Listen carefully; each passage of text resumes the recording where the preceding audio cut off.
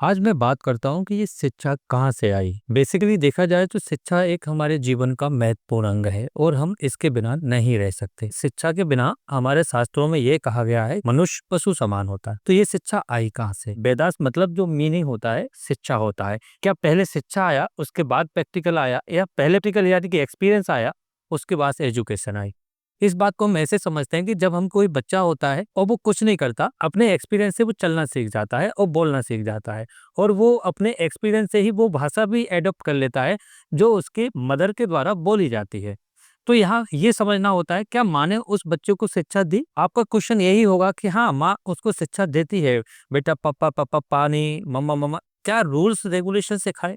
जैसे कोई व्यक्ति इंग्लिश नहीं बोल पाता तो इंग्लिश के लिए उसको रूल सीखने पड़ते हैं।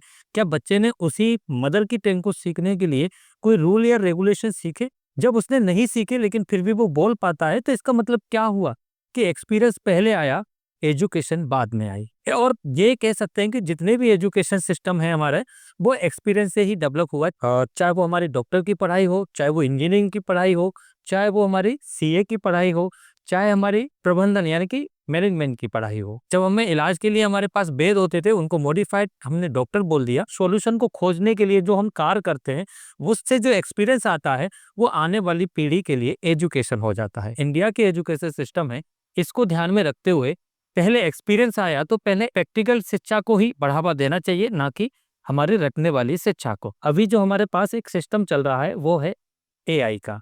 तो क्या एआई की पढ़ाई कराई गई थी पहले स्कूल में, उसके बाद एआई आया? नहीं ना। पहले एआई आया, फिर बाद में उसके लिए पढ़ाई बनी, और फिर तमाम लोगों ने हम एआई से काम कराने के लिए हमने शिक्षा इंस्टीट्यूशन के माध्यम से उनको प्रोवाइड कराई, और वो उस प्लेटफॉर्म पे काम कर पा रहे हैं और काम आगे बढ़ रहा है। तो यहाँ पर समझने की बात ये थी कि हमारी जो नीड आती है, वो नीड के बाद हम उसका सॉल्यूशन करते हैं, यानी कि उसको फुलफिल करते हैं, और वो हमारा एक्सपीरियंस कहलाता है। वो आफ्टर दैट वो एजुकेशन में बदल जाती है। इसी माध्यम से हमारे वेदों से लेके अभी तक शिक्षा का चक्रम चल रहा है, और ये एक इंडिया में नहीं चल रहा है, सभी देशों में इसी प्रकार से एजुकेशन का विकास हुआ। धीरे धीरे करके पूरी दुनिया शिक्षित हो गई। जय हिंद, जय भारत।